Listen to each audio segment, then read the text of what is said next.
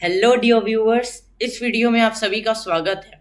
आज हम एक कुदरत के ऐसे करिश्मे की बात करने वाले हैं जहां पर स्वयं समय रुक जाता है, जहां पर जितने भी फिजिक्स के लॉज हैं, जितनी भी चीज़ें जो हम अपने ब्रह्मांड के बारे में समझते हैं, वो सारी चीज़ें ब्रेक डाउन कर जाती हैं। ये एक ब्लैक होल। आज हम इस ब्लैक होल की बात इन डेप्थ करेंगे इस वीडियो में। तो सबसे पहले जो ये ब्लैक होल है, ये तब बनता है जब एक तारा अपने लाइफ के एंड में होता है, जिसे एक रेड जाइंट फेस कहते हैं। तो आप देख सकते हैं कि ये रेड जाइंट जो है, ये हमारे सूर्य के सामने कितने ज़्यादा बड़े होते हैं। ये सबसे छोटा, मतलब one of the smallest red Giants है, और ये सब one of the largest red Giants है। ये दोनों ही सूरज के सामने कितने ज़्यादा विशाल हैं, और हमारे सूर्य के सामने हमारा पृथ्वी एक दाने जितना बड़ा है। तो आप समझ सकते हैं इनका कितना ज़्यादा साइज है। तो क्या होता है कि जब ये बहुत बड़े रेड जाइंट स्टार्स होते हैं, जो हमारे सूर्य से 10-20 गुना ज़्यादा भारी होते हैं, ये जब अपने जीवन के अंत में होते हैं, तो इनका ऑफ कोर्स जीवन के अंत में क्या होता है कि इनका जो हाइड्रोजन फ्यूल होता है, ये ख़त्म हो जाता है। इससे इनका जो कोर है, ये धीरे धीरे डेंस होने लगता है, ये स्क्विश होने लगता है, और इसका आउटर सतह गुस्से से लाल हो जाता है। और तो जब नॉर्मल स्टार्स हैं, जैसे हमारा सन जो है, ये इतने डेंस नहीं है। दैट इज़ वाई ये जब इनके लाइफ का एंड होगा, तो ये एक वाइट डॉर्फ में बदलेंगे। ये हम लोग के सूरज से जो 2-3 गुना ज़्यादा भारी स्टार्स हैं, वो न्यूट्रॉन स्टार्स में बदलते हैं। ये सारी चीज़ों की हमने बात अपने पिछले वाले वीडियो में की थी, तो आप उसे जाकर चेकआउट कर सकते हैं, life cycle of a star वाले में। बट क्या होता है, जब सबसे ज़्यादा जो भारी स्टार्स होते हैं हमारे यूनिवर्स में, उनका लाइफ का एंड होता है, तो वो स्क्विश इतने ज़्यादा हो जाते हैं कि एक ऐसा लूप होल बनता है स्पेस में, जिसमें लेजिट स्पेस टाइम की जो फैब्रिक है, वही टीयर अपार्ट हो जाती है। उसे हम कहते हैं एक ब्लैक होल। इसीलिए ये इतना मिस्टीरियस है, क्योंकि इसके बारे में कुछ भी कोई समझ नहीं पाता है, क्योंकि इसके अंदर से लाइट भी एस्केप नहीं कर पाती है। तो अब हम ब्लैक होल की बात और इन डेप्थ करते हैं। तो सबसे पहले ब्लैक होल के भी बहुत सारे टाइप्स होते हैं। एक टाइप होता है सुपर मैसिव ब्लैक होल। ये सबसे बड़े ब्लैक होल्स होते हैं। इनफैक्ट ये सारे गैलेक्सीज के बीच में होते हैं। तो हमारा जो मिल्की वे गैलेक्सी है, इसके बीच में भी एक ब्लैक होल है, बहुत बड़ा ब्लैक होल है, सुपर मैसिव ब्लैक होल, जिसकी ग्रेविटी से सारे स्टार्स इसके आसपास घूमते हैं। इसका नाम है सैजिटेरियस ए स्टार। और सारे गैलेक्सीज के बीच में एक सुपर मैसिव ब्लैक होल होता है, and they are honestly very scary, because इनका जो साइज है और उसी के साथ साथ जो डेंसिटी है, ये दोनों का कॉम्बिनेशन इतना रेयर और इतना अनप्रेसिडेंटेड है यूनिवर्स में कि इनकी एग्जिस्टेंस और ये कैसे फॉर्म होते हैं, ये एक बहुत बड़ी मिस्ट्री है एस्ट्रोनॉमी में। और इसके पीछे साइंटिस्ट पीछे पड़े हुए हैं, कि ढूंढने के पीछे पड़े हैं कि ये सुपर मैसिव ब्लैक होल्स बन कैसे सकते हैं। इतने इतने ज़्यादा विशाल चीज़, वो भी इतनी ज़्यादा डेंस, एक कैसे संभव है, कैसे बन सकती है। ये बहुत ही इंटरेस्टिंग टॉपिक है। इसकी बात हम अगले वीडियो में, अगले या फिर अगले कुछ वीडियोस में बात करेंगे हम इसकी और इन डेप्थ में। बट आप अभी समझ सकते हैं कि बहुत बड़ा ब्लैक होल है जो गैलेक्सीज के बीच में होता है। नाउ एक होते हैं प्राइमोर्डियल ब्लैक होल्स। इनके एग्जिस्टेंस किसी को पता है नहीं कि ये होते हैं कि नहीं, बट द थिंग इज कि इनका एक्चुअल मतलब ये है कि लाइक थ्योरेटिकली एक ब्लैक होल बहुत छोटा हो सकता है, लिटरली इतना बड़ा हो सकता है। नाउ इफ थ्योरेटिकली, मैथमेटिकली आप एक ब्लैक होल बना सकते हैं जो बहुत ही छोटा होगा, इसी को प्राइमोर्डियल ब्लैक होल कहते हैं।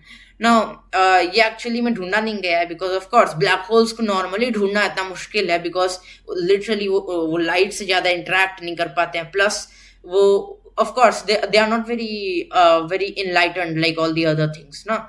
That is why it is very hard to locate black holes. और प्राइमोर्डियल ब्लैक होल्स तो और ही मुश्किल है ऑफ कोर्स, बिकॉज ये थ्योरेटिकली बहुत ज़्यादा छोटे होंगे, even some as small as an atom. तो ऑफ कोर्स इनको अभी तक ढूंढा नहीं गया है, बट माना जाता है कि बिग बैंग के टाइम ये फॉर्म हुए हो सकते हैं, और इन ब्लैक होल्स से हम अपने यूनिवर्स का स्टार्टिंग पॉइंट जो था उसके बारे में और ज़्यादा जान सकते हैं। नाउ इसके बाद हैं सबसे ज़्यादा जो मतलब एवरेज ब्लैक होल्स होते हैं, ये होते हैं stellar black holes. Stellar black holes सबसे ज़्यादा एवरेज ब्लैक होल्स होते हैं, जैसे जो हमारे आसपास ज़्यादातर पाए जाते हैं, ये इंटरमीडिएट साइज के होते हैं। नाउ स्टेलर ब्लैक होल्स और इंटरमीडिएट ब्लैक होल्स दोनों बहुत ही क्लोजली रिलेटेड हैं। सुपरमैसिव सबसे बड़े हैं, प्राइमोर्डियल थ्योरेटिकली सबसे छोटे हैं, और इन प्राइमोर्डियल के बाद जो बड़ा होता है वो होता है stellar black hole. Now stellar और सुपरमैसिव के बीच में भी एक ब्लैक होल होना चाहिए, राइट? बिकॉज एक ब्लैक होल इतना छोटा नहीं हो सकता है। Like of course we as humans and as all species, हम लोग को एक पैटर्न देखना बहुत पसंद है, right? So if we have a stellar black hole and we have a supermassive black hole, the size difference is huge. It's enormous. एक stellar black hole के साइज के सामने सुपरमैसिव ब्लैक होल बहुत ही ज्यादा बड़ा होता है, तो बीच में कोई एक इंटरमीडिएट साइज का ब्लैक होल भी होना ही चाहिए, राइट? उसी को हम कहते हैं intermediate black hole. But intermediate black holes are actually not abundant in nature. सबसे ज्यादा अबंडेंट है स्टेलर ब्लैक होल्स। नाउ सारे ब्लैक होल्स जो होते हैं, specially stellar black holes, because they are the most average ones, उनके बहुत सारे पार्ट्स होते हैं and they are very interesting. ये it is like an illusion. आप जो अपने सामने देख रहे हैं ये ब्लैक होल की photo, it is more of an illusion in front of you. You see, सबसे पहले ब्लैक होल के मेन पार्ट्स होते हैं कुछ, जैसे कि सबसे पहले यहाँ पे आप देख सकते हैं कि ये जो ब्लैक होल है, इसके आसपास इतने सारे जो गैस हैं, ये सारी चीज नहीं, बस ये वाली गैस, इसको कहते हैं अक्रीशन डिस्क। ये एक बहुत ही थिन, आप पढ़ भी सकते हैं, एक रोटेटिंग डिस्क है जो मैटर ब्लैक होल से इंटरेक्ट करता है, वो धीरे धीरे ब्लैक होल के अंदर गिरने लगता है because of the gravity of course. But उसके पहले एक डिस्क फॉर्म हुई रहती है, उसको एक्रीशन डिस्क कहते हैं। बट द प्रॉब्लम इज कि ये जो ऊपर और नीचे है, ये एक्चुअल एक्रीशन डिस्क नहीं है। सारा जो एक्रीशन डिस्क है बस यहीं पे है। ऐसा इसलिए क्योंकि अगर आप कोई ऑब्जेक्ट को तेज तेज घुमाते हैं, black holes are rotating and that is why they are called Kerr black holes, KERRR, and Kerr black holes जो होते हैं दे आर रोटेटिंग। सो इसके अंदर जितना मैटर गिरता है, ये सेंट्रीफ्यूगल फोर्स की वजह से, that is just because of inertia, ये बाहर की तरफ ऐसे डिस्क शेप में फॉर्म ले लेते हैं। नाउ जो ब्लैक होल की ग्रेविटी है, ये स्पेस टाइम को कर्व कर देती है। ना जो लाइट है, लाइट जब स्पेस टाइम में मूव करता है, तो because the fabric of space time itself is curved, light को भी कर्व होना पड़ता है, बिकॉज लिटरली उसका पाथ है। अगर आप किसी रोड पे गाड़ी चला रहे हैं और रोड मुड़ा हुआ है, तो आपको रोड के साथ ही चलना होगा, आप घास पे नहीं चलने लगेंगे, राइट? सो सिमिलरली लाइट जो है, जब लाइट ब्लैक होल के अराउंड आता है, तो because space time is so curved, light भी कर्व हो जाता है। और इसीलिए जो हम लोग फोटोज देखते हैं, ये बहुत ज्यादा वॉर्ब्ड होते हैं। ये एक्चुअल फोटो नहीं है ब्लैक होल की, इट इज अ वॉर्ब्ड फोटो, जिसमें लाइट जो है बेंड हो के डिफरेंट इल्यूजन्स बनाई है। जैसे कि ये जो ऊपर आप देख रहे हैं, ये और नीचे भी, ये जो एक्रीशन डिस्क का ये एक रिफ्लेक्शन है, यू कुड से, ये जो एक्रीशन डिस्क से लाइट आ रही है, ये कर्व्ड होके थोड़ी थोड़ी ऊपर भी दिख रही है हम लोग को, लेकिन एक्चुअल में ऊपर नहीं है, सारी लाइट नीचे ही है। ये होता है because of phenomena we call gravitational lensing. Gravitational lensing में लाइट बेंड हो जाता है, क्योंकि स्पेस टाइम खुद ही बेंड है because of gravity of course. Now ये जो ये दोनों ऑफ कोर्स ग्रेविटेशनल लेंसिंग से बन रहे हैं। नाउ ब्लैक होल के अंदर और भी बहुत सारे इंटरेस्टिंग चीजें होती हैं, जैसे ये एक फोटोन रिंग है, जो मैटर है आसपास ब्लैक होल के जो गिर रहा है, ये भी वापस डिस्टॉर्ट होके बन रहा है because of gravitational lensing. Light bend distort होके ये बहुत सारे डिफरेंट इल्यूजन्स ब्लैक होल में बनाता है, जो कि एक्चुअल में एग्जिस्ट नहीं करते हैं, they are just bent illusions. Now यहाँ पे एक और जैसे लिखा है फिनोमेना कि ब्लैक होल का जो क्लोजर साइड है वो ज्यादा डार्क लग रहा है, और जो फार्दर साइड है वो जो अर्थ से दूर जा रहा है, और जो अर्थ के पास आ रहा है, जो अर्थ के पास आ रहा है उस लाइट का फ्रीक्वेंसी ऑफ कोर्स कम हो जाएगा, मतलब बढ़ जाएगा, right? That is why it is more bright to us, more intense, उसकी इंटेंसिटी ज्यादा है। एंड जो दूर जा रहा है it is of course less intense, उसकी इंटेंसिटी ऑफ कोर्स कम है। So that is because of Doppler beaming effect, जो कि Doppler effect हो रहा है just on light. So these are some parts of black hole visually. Now more extensively, black hole जो होता है उसको of course एक ऐसे imagine किया जाता है space time में एक point के तरह। तो black hole के 3 main parts होते हैं। You see, सबसे पहले जो black hole की boundary होती है, आप ये देख सकते हैं जो काला दिख रहा है बाउंड्री, इसे हम कहते हैं इवेंट होराइजन। ये वाला पॉइंट होता है। ये एक ब्लैक होल है और इसके जस्ट नीचे जो खाई जा रही है लंबी सी, बिकॉज ऑफ ग्रेविटी इतना ज्यादा स्पेस टाइम कर्व्ड है कि लेजिट नीचे खाई बनी हुई है। उस खाई में जो गिर जाए वो कभी वापस नहीं आ सकता। And even light, the fastest thing in our universe, अगर खाई में गिर जाएंगे तो कभी वापस नहीं आ सकता। दिस खाई का जो सबसे आउटर साइड है, the point of no return as they say, this is called an event horizon. Event horizon के अंदर of course as I said जो जाएगा वो वापस नहीं आ पाएगा। नाउ ये सब जाता कहाँ है, ये खाई का अंत कहाँ है? नाउ थ्योरेटिकली खाई का अंत ही नहीं है, इतना ज्यादा स्पेस टाइम कर्व्ड है कि ये कभी खत्म ही नहीं हो सकता, इतना ज्यादा ये गहरा खाई है। That is why even light can not escape it. ये सारा कर्व ऑफ कोर्स एक ऐसी चीज ही कर सकती है जिसकी ग्रेविटी इनफाइनाइट हो, और of course infinite gravity is not possible because it would literally destroy our universe, right? किसी की इनफाइनाइट ग्रेविटी हो तो यूनिवर्स कोलैप्स कर जाएगा।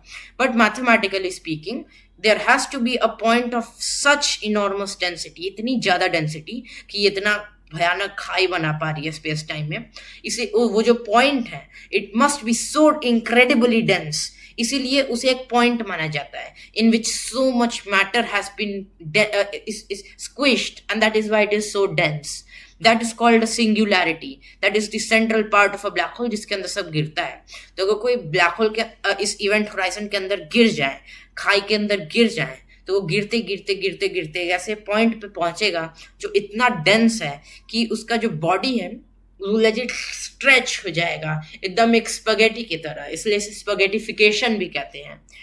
नाउ सिंगुलैरिटी फिजिक्स जो है, इट इज समथिंग जो आज मॉडर्न फिजिक्स समझा नहीं पाती है। Of course mathematical equations predict infinite gravity, infinite curvature. Of course that is not possible. ऐसा होता तो universe would collapse because simply अगर infinite gravity है तो सब चीज तुरंत in a matter of infinitesimal seconds सब चीज गिर जाएगा, right? That is why mathematically we cannot explain what is really inside a black hole, और उसके अंदर इसीलिए बहुत सारी possibilities और चीजें आ जाती हैं जिनके बारे में अभी आगे बात करने वाले हैं। ब्लैक होल का एक और पार्ट होता है जो होता है एर्गोस्फीयर। क्योंकि ब्लैक होल की जैसे ये इवेंट होराइजन है, मान लीजिए ब्लैक होल का, इस रेड बॉल का, ना ये सारे ब्लैक होल्स घूम रहे होते हैं।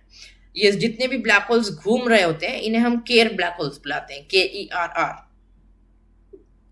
एक जब स्टार्टिंग में ब्लैक होल्स को बताया गया था तो उन्हें बताने के लिए एक स्टेशनरी ब्लैक होल को माना गया था जो हिल ना रहा हो, बिकॉज जब ब्लैक होल्स हिलते हैं तो घूम रहे होते हैं तो सेंट्रीफ्यूगल फोर्स और बहुत सारे कॉम्प्लिकेशंस आ जाते हैं। लाइक इनिशियली इसको समझने के लिए एक स्टेशनरी ब्लैक होल को माना गया जिसको हम लोग स्क्वाश चाइल्ड ब्लैक होल कहते हैं, जिसका स्पेलिंग आपको बाद में दिखाऊंगा, बहुत एक साइंटिस्ट के नेम पे है। That would be more historia scientia और history of science, but will talk about that.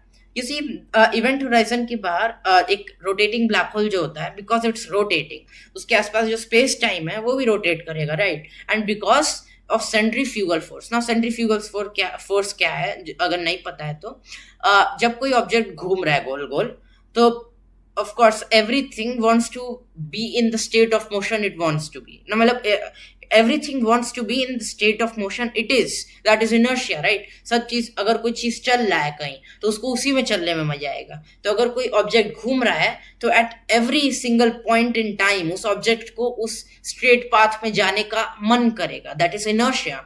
Now ये जो इनर्शिया है ये हर पॉइंट पे टेंजेंटियल होता है, मतलब अगर सर्कल है और उसमें कोई पॉइंट गोल गोल घूम रहा है और इस पॉइंट पे अगर हम टाइम को मान लीजिए रोकते हैं तो उसका जो इनर्शिया है वो पॉइंटेड होगा ऐसे, ये एक स्ट्रेट लाइन होगा जो एक पॉइंट से कनेक्टेड होगा एक सर्कल के, इसे हम टेंजेंटियल कहते हैं। और सारे चीजें जो है एक सर्कल में ये अपने टेंजेंटियल की तरफ पुश्ड होते हैं, एक फोर्स होता है and that force is called centrifugal force. ये इनर्शिया की वजह से कॉज होता है। नाउ सिमिलरली जो स्पेस टाइम जब घूमता है अलोंग विद ब्लैक होल, उसे भी ये सेंट्रीफ्यूगल फोर्स फील होता है, इसीलिए वो भी एक ओवल शेप ले लेता है और उस ओवल शेप को हम एर्गोस्फीयर कहते हैं। इसकी आप स्पेलिंग देख सकते हैं, ये एक एर्गोस्फीयर, इसे आप समझ सकते हैं एक एटमॉस्फेयर है ब्लैक होल का। आप इसमें अगर चले जाएं तो आप ब्लैक होल की ग्रेविटी बहुत ज्यादा एक्सपीरियंस कर पाएंगे, ऐसा लगेगा जैसे आप एक साइक्लोन के अंदर फंस गए और आपको खींच रहा है साइक्लोन, लेकिन आप तब भी बच सकते हैं। इसके अंदर गिर गए तो all hopes are lost, but उसके बाहर अगर आप बच गए तो बच सकते हैं एर्गोस्फीयर से।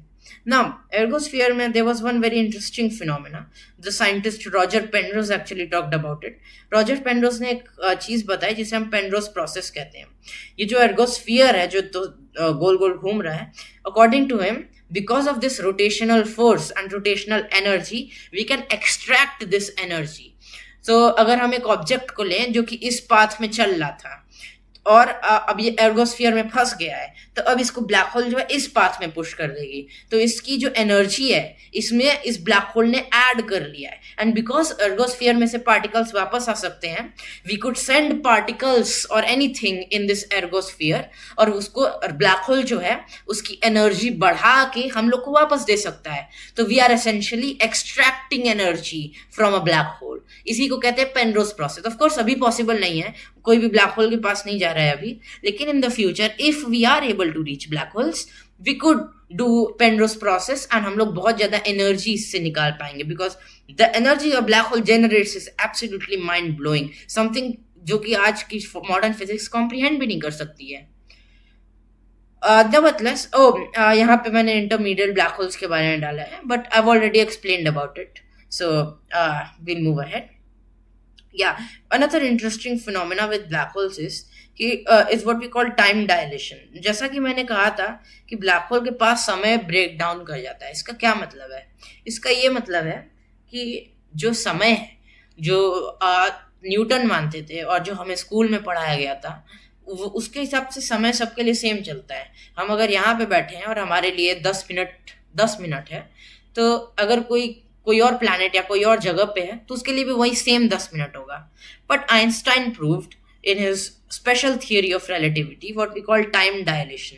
टाइम डायलेशन के हिसाब से जो टाइम है it is different for different observers depending on 2 things, velocity and gravity. तो अगर कोई ऑब्जेक्ट बहुत स्पीड में चल रहा है तो उसके लिए समय धीरे हो जाएगा, एंड इफ ग्रेविटी बहुत ज्यादा है तो that object will accelerate of course, और because it will accelerate so fast उसकी स्पीड ऑफ कोर्स बहुत बढ़ जाएगी, and therefore time will be dilated, मतलब कि टाइम जो है वो उसके लिए धीरे हो जाएगा, उसको फील नहीं होगा। ये एक्चुअली इंटरस्टेलर मूवी में भी बताया गया था इसके बारे में कि अगर कोई इंसान है वो ब्लैक होल के आसपास कोई प्लैनेट है उसमें रह के आता है तो उसके लिए से 4 साल बीते हैं, लेकिन पृथ्वी पे 4 करोड़ साल बीत चुके होंगे, सिंपली बिकॉज वो जो ग्रेविटी है ब्लैक होल की उसकी वजह से जो बंदा गया था ब्लैक होल के पास उसके लिए जो टाइम है स्लो डाउन हो गया था relative to us human beings. उस आदमी के लिए सब चीज नॉर्मल था, लेकिन हम ह्यूमंस के लिए because we are frame of reference और point of view is Earth, black hole is way more dense and therefore हम लोग के लिए जो टाइम है ब्लैक होल के ग्रेविटी के पास वो डायलेट हो जाता है, मतलब कि धीरे हो जाता है।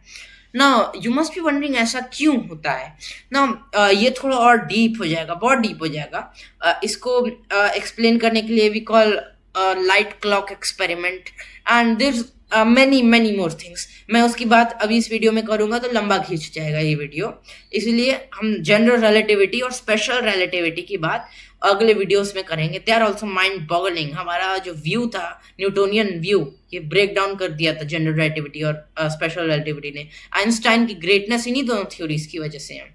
सो इनकी बात हम डेप्थ में किसी और वीडियो में करेंगे, बट आप अभी ये समझ सकते हैं कि ब्लैक होल जो है उसके सिंगुलैरिटी में इक्वेशंस प्रिडिक्ट करते हैं कि टाइम जो है इतना मतलब कि लेजिट 0 हो जाता है। धीरे होने की बात छोड़िए, 0 हो जाता है, क्योंकि हमारे इक्वेशंस काम ही नहीं करते हैं ब्लैक होल के सिंगुलैरिटी में।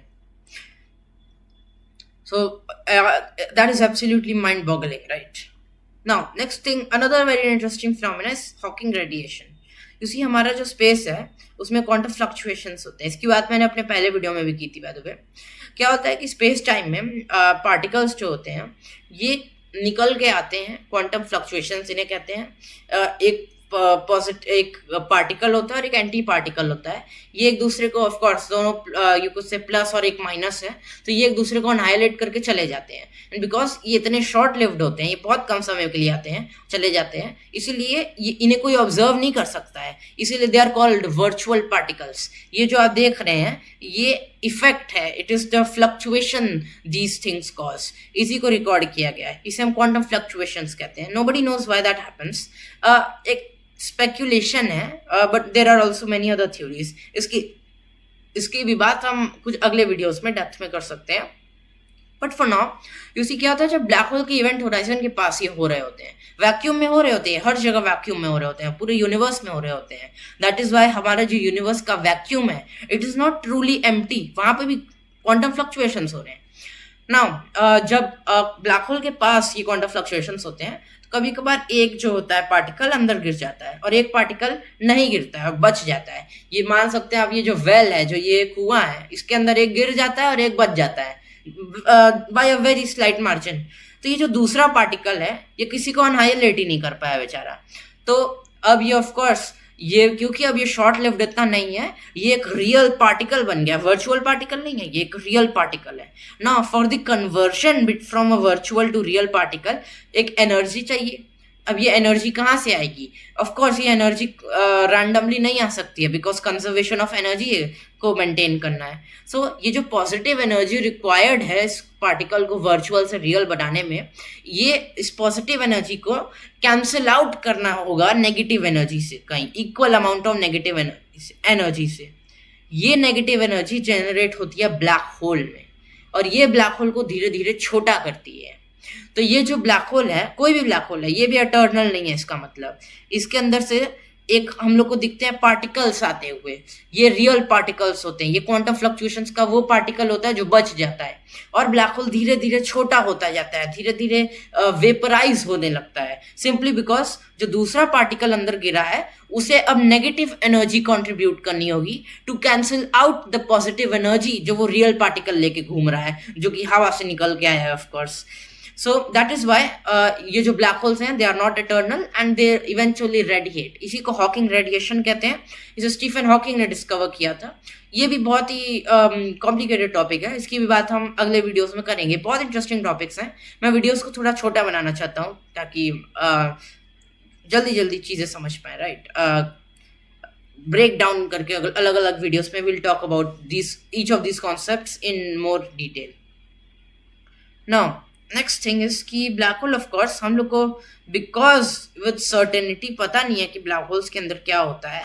Theirs many possibilities and that is what gives the black hole its mystery, its wonder and its ability to amaze us, right. क्या होता है कि देयर्स इंटरप्रिटेशंस कि ब्लैक होल का जो सिंगुलैरिटी है, वहाँ पे एक टनल है, वो टनल हम लोग को दूसरे ब्रह्मांड में जाके छोड़ देगा. इसको हम एक वर्म होल कहते हैं.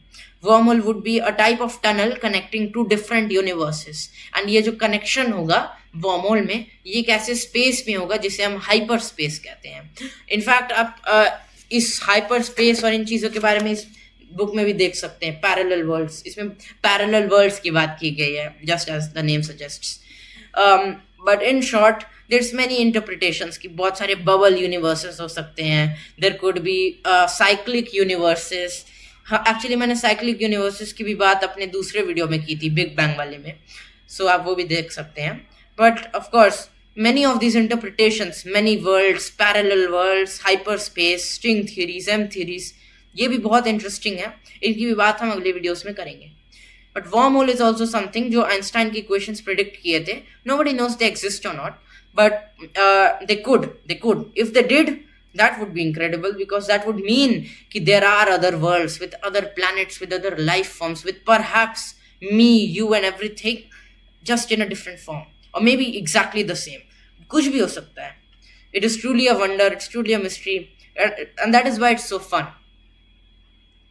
Now there's another thing with black holes. You see, black holes को हम लोगों ने डिटेक्ट कैसे किया? सोच रहे होंगे ब्लैक होल से लाइट भी नहीं निकल पाता है, तो हम लोग को पृथ्वी पे बैठ के कैसे पता चलता है कि ये सब कहाँ से मतलब है, हम लोग को कैसे पता है.